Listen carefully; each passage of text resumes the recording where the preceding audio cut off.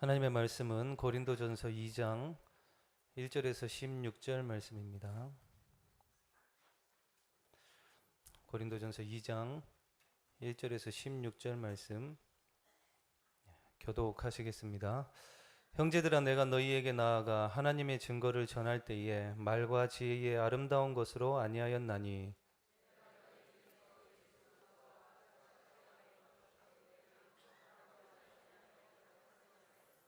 내가 너희 가운데 거할 때에 약하고 두려워하고 심히 떨었노라.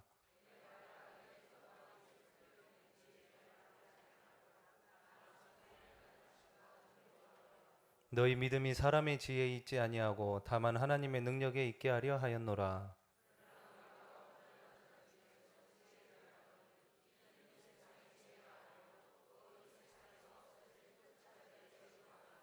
오직 은밀한 가운데 있는 하나님의 지혜를 말하는 것으로서 곧 감추어졌던 것인데 하나님이 우리의 영광을 위하여 만세전에 미리 정하신 것이라.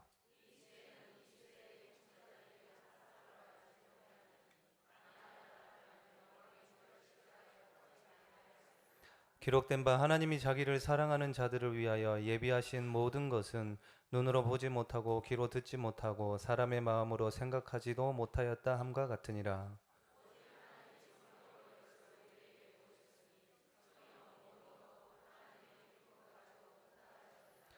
사람의 일을 사람의 속에 있는 영 외에 누가 알리요? 이와 같이 하나님의 일도 하나님의 영 외에는 아무도 알지 못하느니라.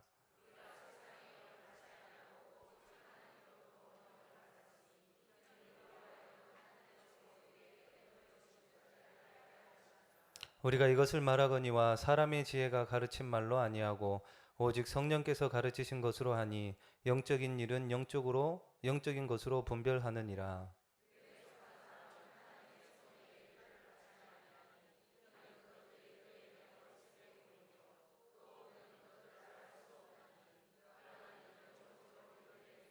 두 절 같이 읽겠습니다. 신령한 자는 모든 것을 판단하나 자기는 아무에게도 판단을 받지 아니하느니라. 누가 주의 마음을 알아서 주를 가르치겠느냐? 그러나 우리가 그리스도의 마음을 가졌느니라. 아멘. 임마누엘 찬양대 찬양으로 하나님께 영광 올려드리겠습니다.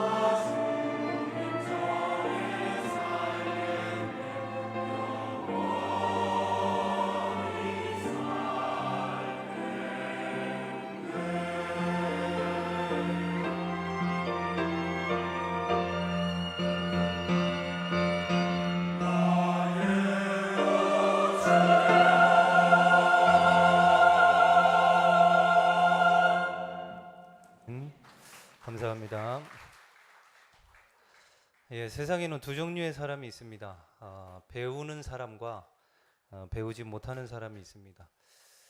누구나 사람은 다 장단점이 있죠. 근데 이제 배우지 못하는 사람은 그 사람의 늘 단점만 보고 비판을 합니다. 근데 이제 배우는 사람은 그 사람의 장점을 보게 되죠.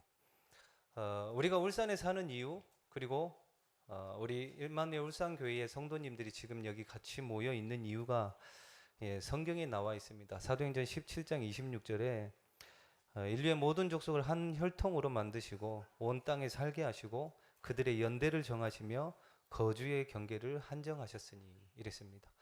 72억 가운데에 이 지구 가운데에 임마누엘 울산에서 임마누엘 울산 교회에서 우리 성도님들이 같이 여기 앉아 있다. 하나님의 분명한 계획이 있을 겁니다. 그렇죠? 믿으십니까? 예. 그래서 하나님이 은혜로 주신 만남이 있어요. 은혜로 주신 것들이 많이 있지만 우리에게 은혜로 주신 만남들이 있습니다. 예, 그 가장 가까이 있는 그분들에게 배울 수 있어야 됩니다. 저는 이제 부목사로서 막내니까요. 우리 선임 목사님들에게 많이 배웁니다. 유 목사님과 강 목사님은 뭐 두말할 것도 없고요. 이제 선임 목사님들 모습들을 보면서 이제 단점도 있겠죠, 물론. 근데 장점을 딱 배웁니다. 첫째로 저희 우리 김세현 목사님은 놀랬던 게 뭐였냐면 어느 자리를 가시든지 메시지를 너무 편하게 하셔요. 저는 어디를 가면 덜덜덜 떨리는데 김세현 목사님은 어디를 가셔도 얼굴 표정 안 바뀌시고 편안하게 하세요. 야, 내가 저걸 배워야 되겠구나. 예, 진짜 그렇더라고요. 그리고 김덕현 목사님은 우리 랩런트들도 오늘 얘기하더라고요. 저나 다른 목사님들 메시지 하면 졸리는데 김덕현 목사님은 안 졸린대요. 예. 김덕현 목사님 장점은 뭐냐면요. 메시지를 하실 때 이렇게 귀에 싹싹 들어오게 하십니다. 아주 장점이세요. 제가 목소리를 막 크게 할 수는 없지만 그런 부분을 배워야 되겠구나. 김명진 목사님은 일단 풍채가 목사님이세요.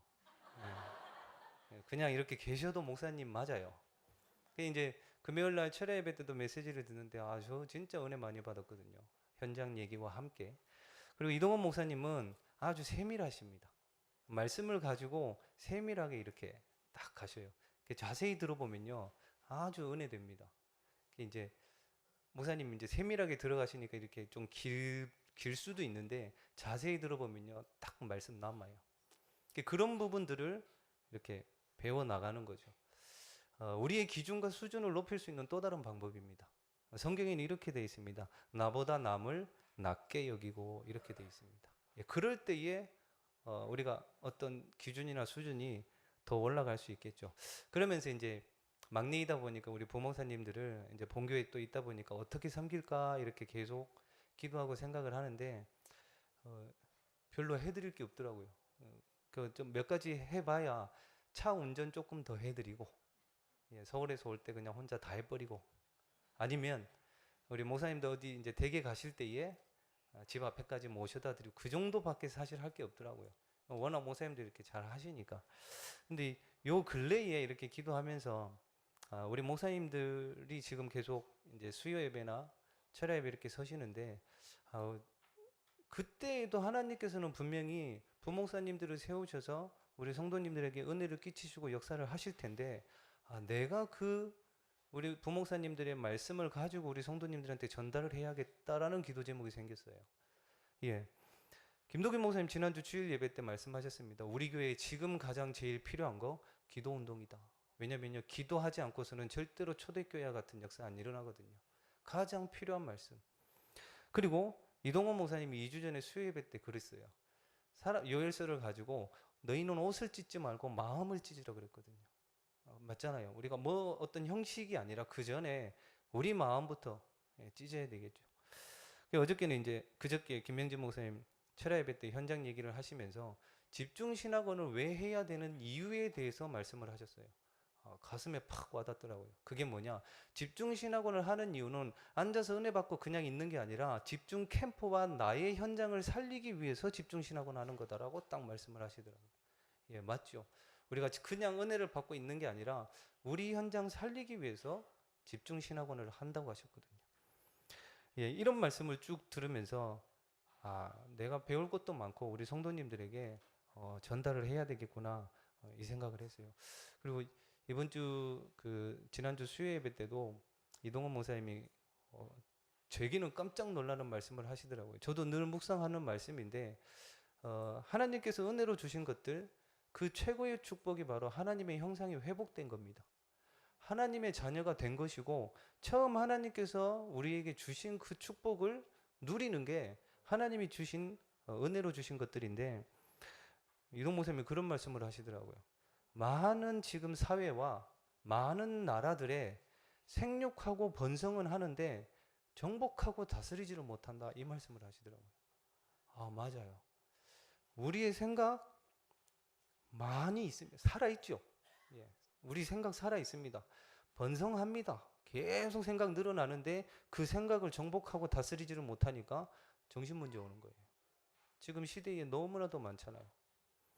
우리의 마음도 마찬가지입니다. 어떤 우리의 감정이나 어떤 자존심 그런 것들이요 점점 늘어납니다. 생육하고 번성을 해요. 근데 그거를 다스리지를 못해요. 그래서 싸움이 일어나잖아요. 또 하나는 우리의 경제입니다. 잘 살아요. 점점 경제도 늘어납니다. 근데 그 경제를 정복하고 다스리지를 못하니까 나중에 그 문제가 오면 극단적인 선택을 해버리는 거죠. 질병도 마찬가지고요. 관계도 마찬가지입니다. 우리에게 주신 축복은 정복하고 다스리는 축복이에요. 한 청년이 이 정복하고 다스리는 축복을 어떻게 하면 되느냐. 한 청년이 하나님 앞에 기도를 했답니다. 집은 너무 가난하고 가정 문제는 너무 심각하고 부모님 맨날 싸우고 술 드시고 뭐 다 깨져버리고 더 심한 거는 자기가 너무 무능하대요. 그러니까 이런 거 있잖아요. 되는 게 없는 사람이야. 아무것도. 이걸 해도 안 되고 저걸 해도 안 되고 하나님 앞에 새벽에 나와서 진짜 간절히 기도했대요. 하나님 우리 집은 왜 이렇게 가난하고 우리 부모님들은 왜 저렇고 나는 왜 이렇게 무능하냐고 똑똑하지도 못하고 뭐 여러 가지 그걸 놓고 하나님 앞에 간절히 기도했는데 그 새벽에 그 청년의 양심에 이런 소리가 들리더랍니다. 나는 너에게 모든 것을 다 주었는데 도무지 너는 나를 믿지 않는구나. 그 말이 양심에 들리더래요. 그때 진짜 하나님 앞에 회개했다고 합니다. 근데 그렇게 그 음성을 듣고 나서 가난이나 경제나 가정이나 자신의 무능이 없어졌느냐? 그대로 있었대요. 그런데 그때 이후로 불신앙하지 않았답니다. 진짜 믿음이 생기더래요. 우리가 정복하고 다스릴 수 있는 방법은요. 하나님 앞에서 우리의 모습 진실하게 내어놓고 믿음으로 시작하시면 정복하고 다스릴 수 있습니다. 예. 그분이 지금 세계 랩넌트 대회 전체를 움직이고 계시거든요. 예. 지금은 뭐 그런 걱정 안 하니까요. 우리가 진짜 해야 될 겁니다. 하나님 앞에 다른 사람 앞에는 거짓말 할 수 있죠. 저도 할 수 있겠지만 하나님 앞에서만큼은 진실하게 기도하고 믿음으로 기도하는 겁니다. 히브리서 11장 6절 말씀에 그렇게 되어 있습니다. 믿음이 없이는 하나님을 기쁘시게 하지 못하나니 그에게 나아가는 자는 그가 계신 것과 또한 그를 찾는 자들에게 상 주시는 이심을 믿어야 할지니라 그랬습니다. 하나님은 죽지 않았습니다. 장사 지낸 바 그대로 무덤에 계신 게 아니라 부활하셔서 지금도 우리와 성령으로 함께 계십니다. 그 사실을 믿는 겁니다. 다른 게 아니라.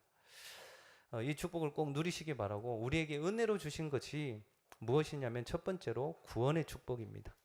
고린도전서 2장 5절 오늘 말씀해 보면요.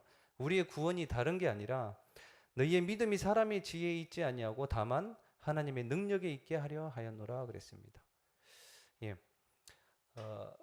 한 몇 년 된 것 같아요. 우리 랩런트들하고 이제 마차 다락방이라고 하죠. 봉고차 안에서 이렇게 다락방을 하는데 한 친구가 왔어요. 아주 똑똑해요. 반에서 1등인가 그런 것 같더라고요. 그래서 이 친구한테 우리 교회 랩런트 뒤에 2명이 있고 복음을 전했습니다. 한 15분, 20분 이렇게 복음을 쭉 전했는데 이 친구가 진짜 한 5분 동안요. 가만히 있더라고요. 영접하겠냐고 딱 물어보니까 가만히 있어요. 그 주위에 있는 우리 랩런트가 지금 당장 안 해도 된다. 나중에 천천히 해도 되고 괜찮다 그랬는데도 가만히 있어요. 5분 동안. 그러고 나서 영접 안 하겠다 하더라고요. 알았다. 다음에 또 뭐 이렇게 하죠. 근데 그 다음 날 이 친구가 우리 랩런트한테 그랬대요. 어저께 밤에 이 친구가 원래 천주교거든요. 마리아상 앞에서 진짜 눈물로 회개를 했대요. 죄송하다고. 왜냐하면 그 순간에 그 복음의 메시지는 너무 맞는데 이거를 바꾸자니 갈등되는 거예요. 자기는. 그래서 마리아상 앞에 가가지고 회개를 철저히 하게 했다는 거예요. 그때 알았습니다. 아무나 구원 받을 수 있지만 아무나 구원을 받는 게 아니구나. 그 자리에 우리 성도님들이 지금 여기 계신 겁니다. 예, 진짜 구원받은 이 축복이 얼마나 큰지 몰라요. 특히 영접하는 자, 그 이름을 믿는 자들에게는 하나님의 자녀가 되는 권세를 주셨는데 이 영접의 의미를 저는 알겠어요.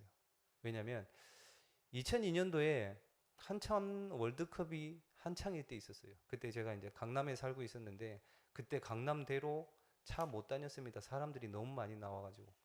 그때 당시에 한 청년이 저를 덕평으로 부르더라고요.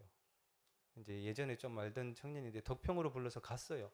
가가지고 지금 그 덕평 수련원 운동장에 돌계단 앞에서 막 뭔 얘기를 하더라고요. 지금은 하나도 기억이 안 나요. 기억나는 거 딱 하나입니다. 따라 하라고 그래서 손 모으고 따라 했어요. 예. 그러고 나서 다시 이제 일을 하고 이제 그때 이제 처음 간 교회는 예원교회를 갔습니다. 한 6개월 정도 거기서 신앙생활을 하다가 저기 전라남도 영광으로 갔어요. 이제 제가 매형하고 굴비 장사를 하다 보니까 가서 뭐 이런저런 일을 하라고. 제가 진짜 술 많이 먹었거든요. 진짜 많이 먹었어요. 그래서 그 영광에 가서 이제 그 굴비 작업을 하는데 뭐 다른 할 것은 없고요. 그냥 밥 먹을 때 술 먹고 일 없으면 술 먹고 진짜 그랬어요. 친구랑 눈 맞으면 술 먹고. 그런데 이게 희한한 거예요. 오해하지 마시고 똑같진 않습니다. 사람마다 다르겠죠. 술을 딱 입에 대는데 구역질이 나와버려요.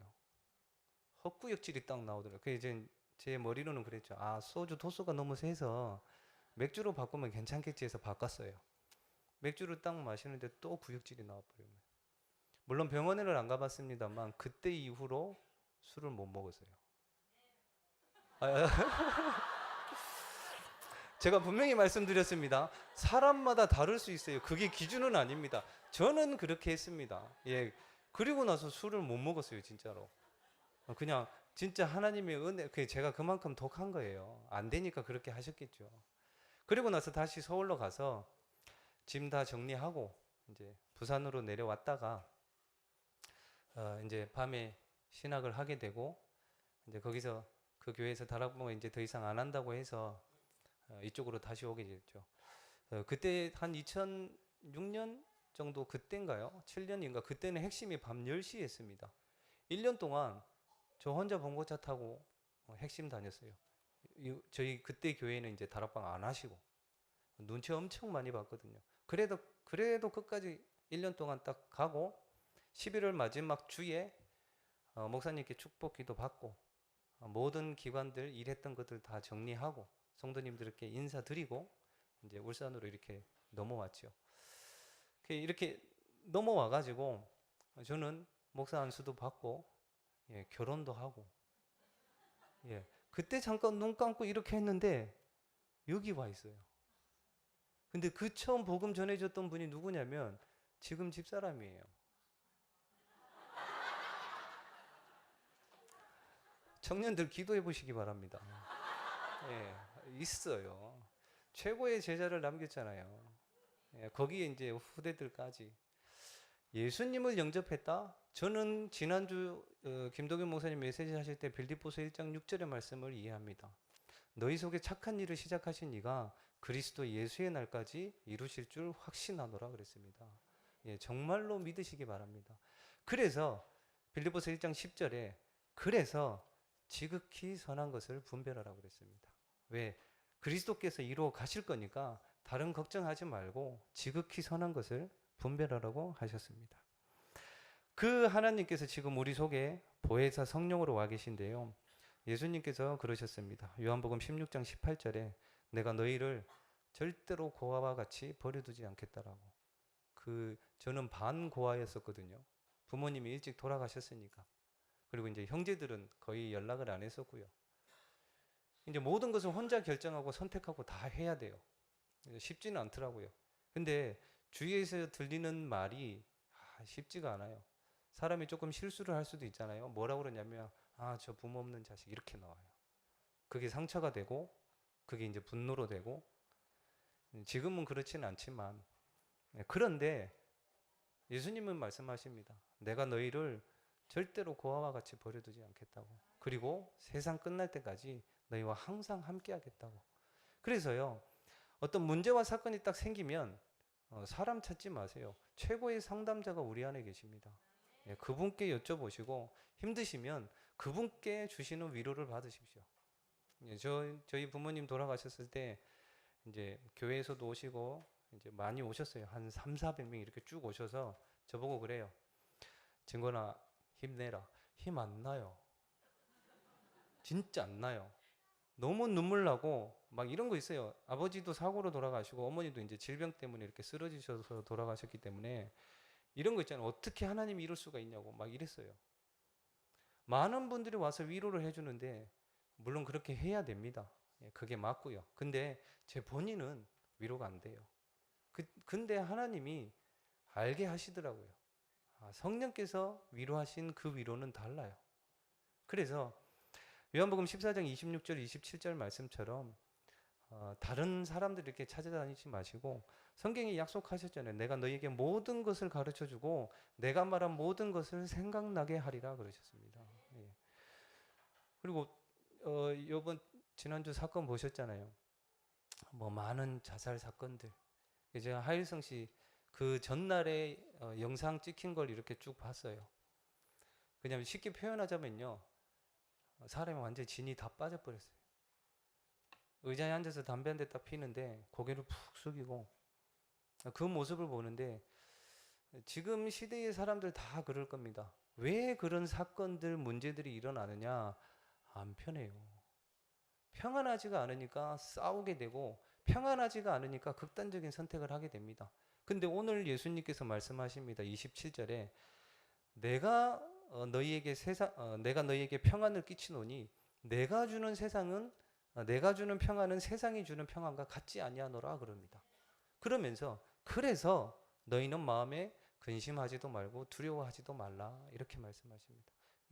우리에게 평안함을 주신다고 약속하셨습니다. 그것을 우리 모든 성도님들이 날마다 누리시기를 예수 그리스도 이름으로 축원드립니다. 예, 그리고 우리에게 주신 최고의 축복 특권이 바로 우리의 기도입니다. 예레미야 33장 1절에서 3절 말씀처럼 우리가 부르짖을 때에 9절의 응답이 옵니다. 33장 9절에 이 성읍이 세계 열방에서 나의 기쁜 이름이 되어지고 그러니까 우리 지역이요. 그리고 찬송과 영광을 받으며 그 사람들이 모든 복을 들을 것이요. 모든 복과 평안함으로 그들이 두려워하며 떨리라 이렇게 나와 있습니다. 절대로 무시하지 못하는 거죠. 예, 기도하는 사람 절대 무시하지 못합니다. 그리고 기도가 안 되어질 때 기도 안 하는 사람의 특징이 세 가지가 있어요. 일단 무기력합니다. 사람은 영적인 존재라서 하나님과의 그런 계속적인 교제가 없으면 몸에도 문제 오죠. 그러니까 사람이 무기력해져 버려요. 그리고 기도하지 않게 되면 무능해집니다. 하나님의 지혜를 받지 않으면 지식이 아무리 많아도 그거 진짜 지식 아니거든요. 그리고 뭔가에 집착하게 됩니다. 뭔가에 이렇게 빠져들게 되는 거죠. 근데 기도하는 사람은 하나님이 주신 힘과 지혜 더 이렇게 딱 보여지는 거는요. 기도하는 분은 딱 달라요. 뭔가 무게가 있고 어떤 진중함이 딱 보여요. 말도 함부로 하시지 않고 행동도 이렇게 마음대로 하시지 않더라고요. 기도의 사람이구나. 그걸 알게 되겠더라고요. 그리고 우리에게 주신 두 번째가 교회의 축복입니다. 저도 이상한 교회 몇 군데 다녀봤거든요. 이래요. 담임 목사님이 계신데 장로님이 설교 원고를 써주십니다. 왜? 올라가서 그대로 읽으라고. 그런 교회도 있어요, 서울에. 그리고 어떤 교회는 성도님들이 기도 부탁을 하잖아요. 이런 문제가 있어서 딱 가요. 가면 그 목사님이 기도 응답을 받아서 얘기를 해줍니다. 그러니까 이 목사님이 기도해가지고 하나님이 이렇게 하라고 그랬다 해서 얘기를 해주면 그 얘기를 듣고 그대로 해요. 쉽게 얘기하면요, 서울로 가느냐 부산으로 가느냐를 성도가 누가 와서 물어봐요. 그러면 이분은 뭐라고 하냐면 그러면 내가 기도해볼게, 기다려봐라 그래가지고 나중에 다시 만나요. 만나서 내가 기도 응답 받았다고, 하나님이 서울로 가라 하더라, 이런 식이에요. 그러면 보세요, 이 성도는 기도할 줄 모르게 됩니다. 그죠? 왜냐하면 이분이 다 응답 받아줄 거니까 본인은 기도할 필요가 없는 거예요. 그런 교회도 있고요. 이제 부산에 이렇게 분석을 해보니까, 중구 이렇게 전체 분석을 해봤는데, 교회 깨져가지고 나와서 따로 이렇게 하는 교회들 엄청 많아요. 밖에 십자가도 없고요, 간판도 없어요. 근데 자기네들끼리 모여요. 물어봤어요. 메시지는 누가 하십니까? 물어보니까 그냥 은혜 받은 대로 돌아가면서 한대요. 청년이든 학생이든 장로님이든 아무나. 그러면 신학적으로, 성경적으로 뭔가 정립이 안 된 사람이 개인의 체험을 얘기를 해버리면요, 잘못 들어갑니다. 그럼 이상한 게 나오게 되는 거예요. 그런 교회들이 너무 많아요. 그러면 사람으로 따져봐요. 교회 안에 이해할 수 없는 사람들 많습니다. 예, 그죠? 어떻게 저런 사람이 교회를 왔을까? 이런 사람도 있어요. 이상한 사람도 있습니다. 예, 저도 이상했으니까. 이상한 사람도 있어요. 그런데 하나님은 그 이해할 수 없고 그 이상한 사람에게 이유 있습니다. 예, 우리 개개인마다 하나님은 다 이유가 있으십니다. 그리고 예수님이 요한복음 2장에 보니까요, 첫 번째로 이제 첫 사역을 하시면서 주인이 누군지를 알려주시고 나서 바로 어디를 가셨느냐? 성전을 가셨습니다. 성전을 가셔가지고 주위에 있는 사람들이 이해할 수 없는 행동을 하셔요. 채찍을 딱 만드셔가지고 비둘기와 양 염소를 다 쫓아내버립니다. 때려가지고. 그러면서 돈 바꾸는 사람 그 상을 보고 엎어버립니다. 왜 그러셨을까요? 어떻게 보면 너무 이해할 수 없는, 어떻게 예수님이 저럴 수가 있을까 할 만큼 그런 행동을 하셨단 말이에요. 그때 예수님이 얘기를 하십니다. 내 집은 만민이 기도하는 집이지 강도의 소굴로 만들지 마라. 예, 무슨 말씀 드리고 싶으냐? 교회에서 장사하지 마세요. 예, 교회에서. 물론 개인의 필요에 따라 구할 수도 있고 팔 수도 있습니다. 강 목사님 말씀하셨잖아요. 저 밖에 저렇게 사람이 많은데 왜 교회 안에서 그러냐고. 예, 교회 안에는 장사하는 데가 아니거든요. 예, 저는 그것 때문에 무너지는 분 봤어요. 예, 저희 매형. 맨날 저희 집만 욕하니까 막 콩가루 집안 같기도 한데요. 아니요, 그 이유가 있어요. 그것도 저희 매형이 성남에 있는 만나교회라고 거의 한 10,000명 돼요. 저희 매형은 예수님 안 믿습니다. 근데 거기 등록을 해서 가요. 왜 가느냐? 자기 물건 팔아야 되거든요. 왜냐? 교회에서는 잘 사주니까. 그러다 망하셨어요. 사기당해갖고 싹 다 날라버리고. 교회는 장사하는 데가 아니라요, 복음 전하고 정말 기도하는 데입니다. 교회는. 그리고 또 있어요. 이거를 불법이라고 합니다. 모든 모임은요, 교회를 통해서 교회가 아는 모임을 하셔야지 정상적인 모임이 되고 그 응답이 흘러가요. 근데 있더라고요. 교회가 모르는 누군가 따로 모여요. 이렇게 있어요. 그걸 보고 불법이라고 합니다. 나중에 힘들어집니다. 그거 아니에요. 그건 교회의 축복이 아닙니다.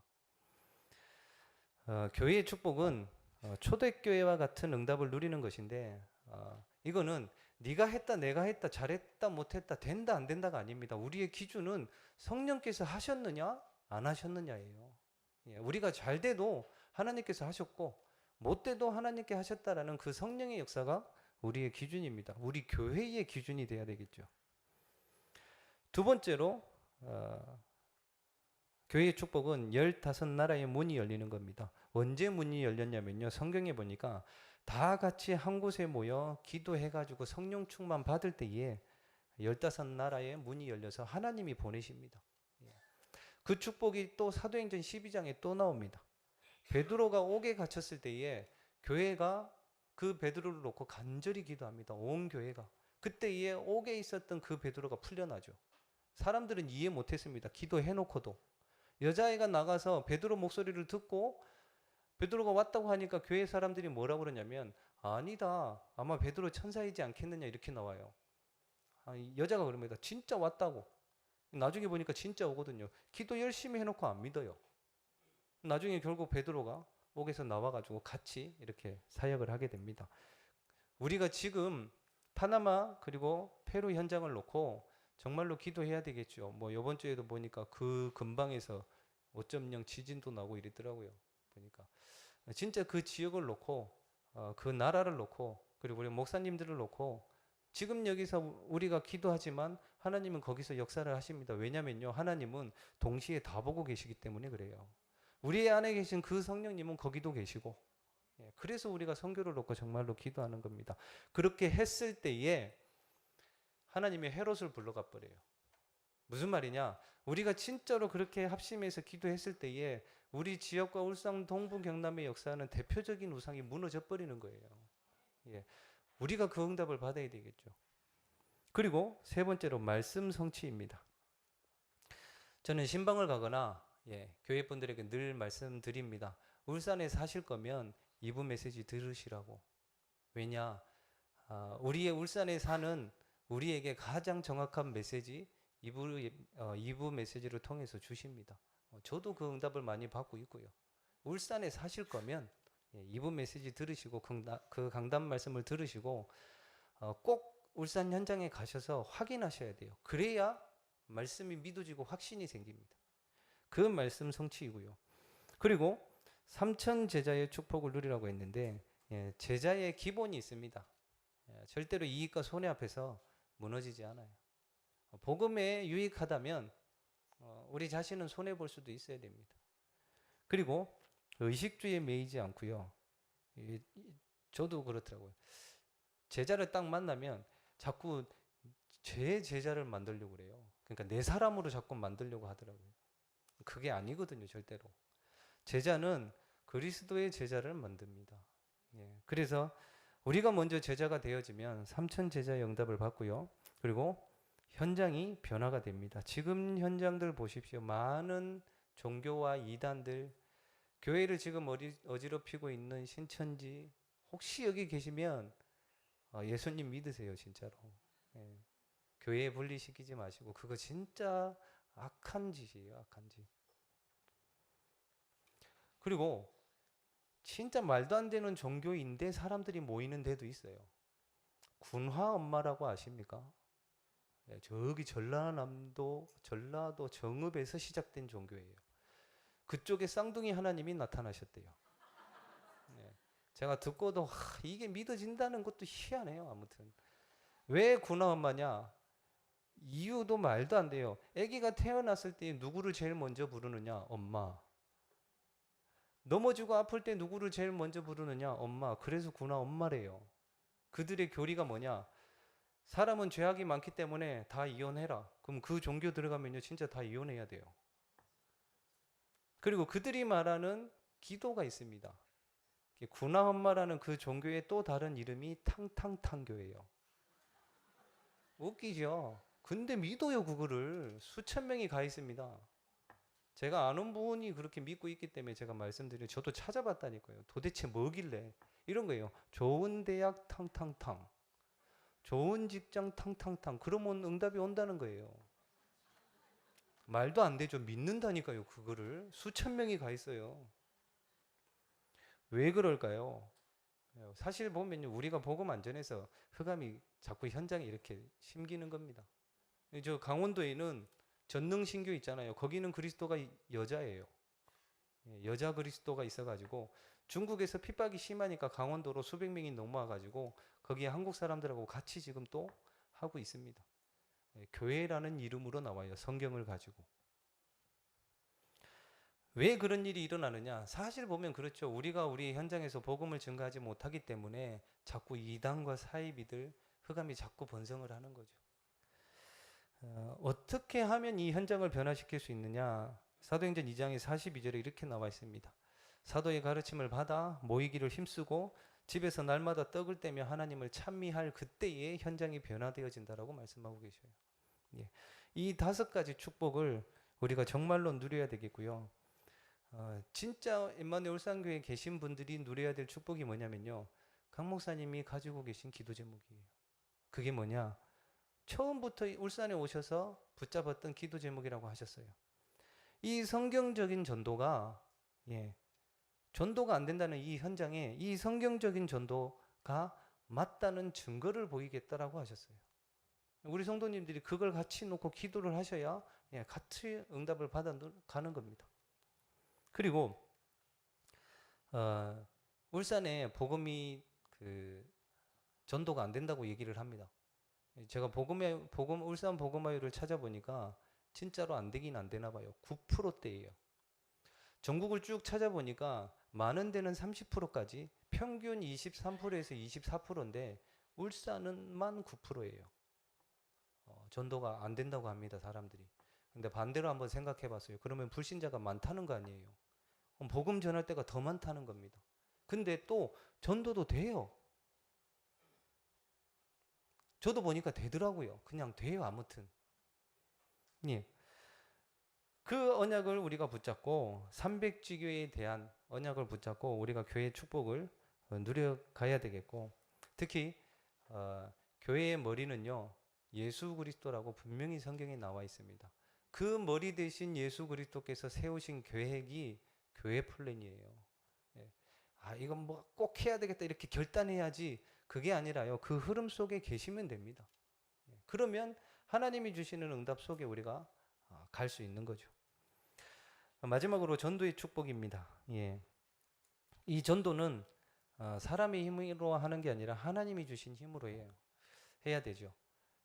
좀 시간이 많이 세월이 많이 지났습니다. 예전에 저희 인사이트 랩런트들한테 한번 뭔가 이렇게 체험을 시켜주고 싶었어요. 그래서 이거 뭐 굿하는 거 이런 거 있잖아요. 그거를 한번 보여줄까 이래가지고 신정동에 있는 무속인 집을 찾아갔습니다. 딱 들어가는데 이제 부부예요. 두 분이 짜장면하고 짬뽕을 드시고 계시더라고요. 그래서 딱 들어갔는데 치우려고 하시길래 그냥 다 드시고 얘기를 쭉 했어요. 이제 그렇게 얘기했어요. 우리 아이들이 있는데 아이들한테 뭔가 그런 체험을 해줄 수가 없겠느냐고 이렇게 쭉 물어보니까 이분이 하시는 말씀이 뭐라고 그러냐면, 자기는 돌아다니는 잡신을 아이들한테 올려줄 수 있다 이렇게 얘기를 하시더라고요. 제가 그 소리 듣고 소름이 돋았어요. 왜냐면 물론 예수님을 영접을 했겠죠, 우리 랩런트들이. 근데 이제 그때 당시의 생각이, 혹시나 인격적으로 예수님을 영접을 안 한 친구가 있으면 올라갈 거 아니에요, 그죠? 올라갔다 쳐요. 안 나오면 어떻게 하지 이 생각이 들었어요. 그때 이렇게 쭉 얘기를 하면서 그 얘기를 잠깐 듣고 우리 랩런트들한테 물어봤어요. 한번 이렇게 돌아다니는 잡신을 구술해가지고 이렇게 너희들한테 줄 수 있단다, 한번 해볼래? 그랬더니 기겁을 하더라고요. 절대 안 하겠다고 그러더래요. 근데 그분이, 저는 한 20만 원 정도면 한번 해보려고 했어요. 장소도 이렇게 해가지고 이제 귀신을 올리는 거 말고요, 어떤 굿이나 요런 것들을 좀 보여주려고 해주려고 했는데 돈을 얼마 달라고 그러냐면요, 200만 원 달라고 그러더라고요. 그냥 인사하고 나왔어요. 너무 비싸갖고. 근데 제가 그 무속인 하는 얘기를 듣고 나서 깨달은 게 있어요. 그게 뭐였냐면, 귀신들은 저 무당보다 내가 영적으로 힘이 없단 말이냐 이런 생각이 들었어요. 그렇잖아요. 하나님의 자녀가. 그때 이후로 시작했던 게 체크리스트를 가지고 삼원으로 시작했거든요, 사실. 그거를 지속하다 보니까 하나님께서 많은 것들을 보여주시더라고요. 요즘에는 이제 조금 엘리트 층에 있는 분들 이렇게 만나게 하시는데, 지속을 하다 보면요, 뭔가 나옵니다. 제가 한 학생에게 복음을 전했어요. 한 4년 가까이 된 것 같아요. 복음을 전하고 1년 남짓 계속 다락방을 했는데 이 친구가 교회화가 안 되어져요. 그러다가 이제 다락방 시간이 중복이 돼가지고 교회에 계신 권사님 한 분이 이 랩런트에게 계속 한 2년 넘도록 이렇게 다락방을 들어가 주셨어요. 저는 못했는데 이 권사님이 다락방을 그렇게 2년 넘도록 지속하시다가 그 랩런트가 이번 정교인 수련회를 왔고요. 그리고 지금 계속 주일마다 예배에 나오고 있어요. 근데 그 권사님이 하신 게 뭐였냐면, 제가 알거든요. 삼원을 진짜 지속해서 하십니다. 다락방도 물론 2년 넘도록 끝까지 하셨지만 삼원을 지속해서 하셔요. 물론 그 렘넌트의 어머니도 기도 많이 하셨겠죠. 예, 조금만 지속해 보시면요, 하나님이 주시는 응답들이 보이실 겁니다. 예, 그 전도의 축복을 누리시기 바라고. 전도는 오늘 말씀에 사람의 말로 하는 게 아니라고 했습니다. 성령의 나타나심과 능력으로 하는 거지 사람의 말이 아니에요. 우리가 말을 잘했기 때문에 저는 너무 제 수준으로 복음을 너무 정확하고 어려운 말 써가면서 복음을 잘 전했다고 했는데 안 믿겠대요. 반대로 그냥 우리 표현으로 너무 막 엉망진창으로 앞에 갔다 뒤로 갔다 이랬는데 예수님 영접하고 교회에 나와버려요. 그때 알았어요. 우리가 전도하는 거 사람이 말 잘해서 하는 게 아니구나. 하나님이 성령이 역사하셔야지만 되는구나. 그때 알았거든요. 전도는 성령의 나타나심과 능력으로 하는 겁니다. 그리고 2장 16절에 우리가 가져야 될 마음이죠. 그리스도의 마음을 가져야 됩니다. 지금도 12가지 문제로 고통당하는 사람이 너무나도 많거든요. 이것도 몇 년 전의 얘기인데, 한 청년을 이렇게 딱 만나는데요. 일단 그 직장에서 그랬대요. 원룸에 사는데 고양이를, 그 조그만 원룸에 고양이를 12마리를 키워요. 보니까 막 긁히고 막 많더라고요. 사진을 보니까. 그럴 거 아니에요. 고양이가 너무 많으니까 막 변도 보고 소변도 보고 이럴 거 아니에요. 막 옷에다 싸고. 이 청년이 그 고양이 소변 묻은 옷을 그대로 회사에 입고 갔나 봐요. 주위에 있는 직장 동료들이 니한테 냄새 나니까 옷 좀 갈아입어라 이렇게 했대요. 근데 그 다음날 또 똑같이 입고 와요. 그리고 벌써 뭔가가 왔어요. 어렸을 때부터. 고등학교 때 어머니하고 자기하고 남동생하고 길을 가고 있었대요. 이렇게 걸어가고 있는데 앞에 오는 사람들이, 어른들이 남동생을 계속 안으려고, 이렇게 이쁘다고 안으려고 했대요. 그래서 이 청년이, 그때 고등학생이었는데 그 청년이 어머니 보고, 엄마 사람들이 자꾸 동생을 안으려고 하고 막 데리고 가려고 한다 그랬더니 어머니 하시는 말씀이, 야, 아무도 없는데 네 누구 보고 얘기하냐고, 이렇게 된 거예요. 그때부터 시작된 거죠. 이 청년이 누구냐면요, 그 탕탕탕 엄마예요. 엄마가 친가는 천주교, 외가는 밀양의 불교, 친엄마는 탕탕탕교. 얼마나 영적 문제가 오겠습니까? 이 친구가 일주일에 소주 2박스 먹어요. 여자예요.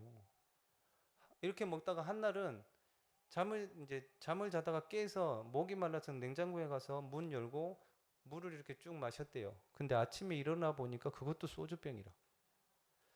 놀랬습니다. 1시간에 담배 한 갑인데요. 근데 병원에 가니까 아무 이상이 없어요.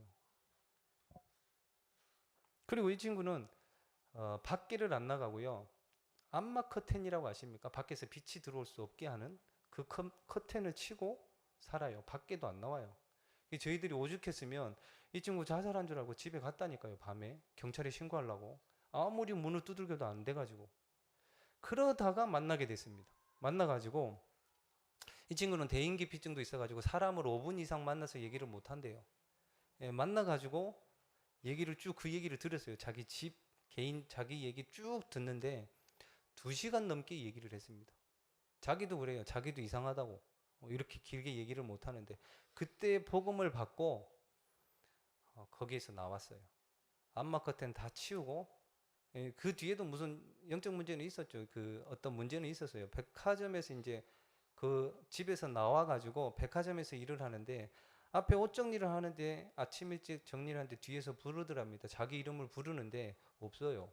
그런 소리까지 들리고. 그런데 저희 교회도 나왔습니다. 교회를 나오고 지금은 뭐 하느냐? 결혼 준비하고 있어요. 그 어둠에 갇혀있던 그 청년이 복음을 받고 결혼 준비하고 있다니까요. 지금도 많아요. 말 안 합니다. 말 안 하고 자기의 영적 문제 딱 감추고 있어요. 그래서 우리가 그리스도의 마음으로 이 12가지 문제를 해결하고, 이번 주 명절입니다. 사도행전 16장 31절에 주 예수를 믿으라, 그리하면 너와 내 집이 구원을 받으리라, 이렇게 말씀을 하셨는데, 이번 한 주간 정말로 우리 가문의 대표적인 그런 우상이 영적 문제가 해결되어지는 그런 시작이 되어지는 그런 명절이 되시기를 예수 그리스도 이름으로 축원드립니다. 한 명이면 되더라고요. 저희 집안 우상 숭배 심해서요. 저희 할머니 잘 사시니까 그 넓은 마당 앞에서 일만 생기면 굿했대요. 그것도 조그만하게 안 하고 온 동네가 다 알 만큼 문제만 생기면. 저희 할머니한테도 뭔가 온 것 같아요. 그때 당시에. 그때는 차가 없었으니까 어디 장을 갔다가 돌아오면 어두워질 수도 있잖아요. 그 집에 가는 산에서 어두워져 가지고 걸어가고 있는데 이제 초저녁인데 한참을 걸었대요. 이제 할머니 생각으로 한참을 걸었는데 새벽이 밝아오더랍니다. 근데 아침에 봤더니 그 자리더래요. 그때부터 뭔가 온 거죠. 그러면서 이제 저희 집안에 어떻게 보면 비참하더라고요. 부모님 그렇게 사고로 다 돌아가시고 친척들 그렇고 재산 다 날라가고 이유는 하나예요. 우상숭배. 그거 하나 때문에 그런 문제들이 오더라고요.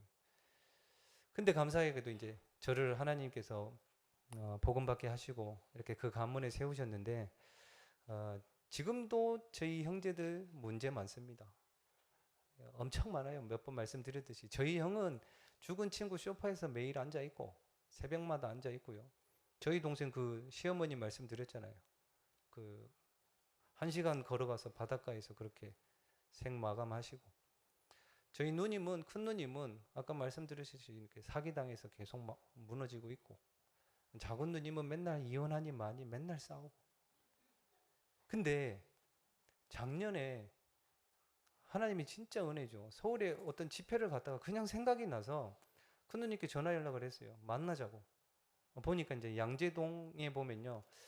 농협이 아주 크게 되어 있습니다. 그 옆에 이렇게 행사할 수 있는 장사 행사할 수 있는 그런 공간이 있는데 그쪽 오라고 그러더라고요.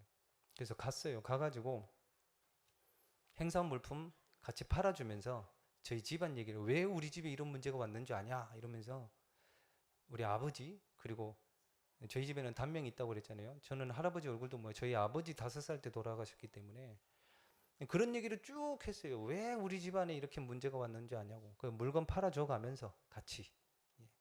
저희 누님이 그랬어요. 어떻게 하면 되냐고. 그때 이제 앞에 손님들이 많이 오니까 뒤로 돌아 그래가지고 벽 보고 따라하라고. 예수님 영접 따라하라고. 그러고 나서 그때 예수님을 영접을 하셨어요. 저희 집안에서는 처음입니다.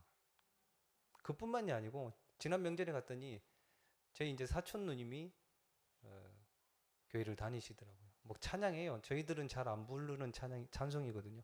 먹보다도 더그면 이 찬송에서 기존 교회에서는 다 아시는 찬송이에요. 막 박수 치면서 자기 혼자 불러서 하더라고요. 저는 너무 감사했어요. 근데 이제 저희 가정에 지금 형제들 중에 계속 문제가 오잖아요.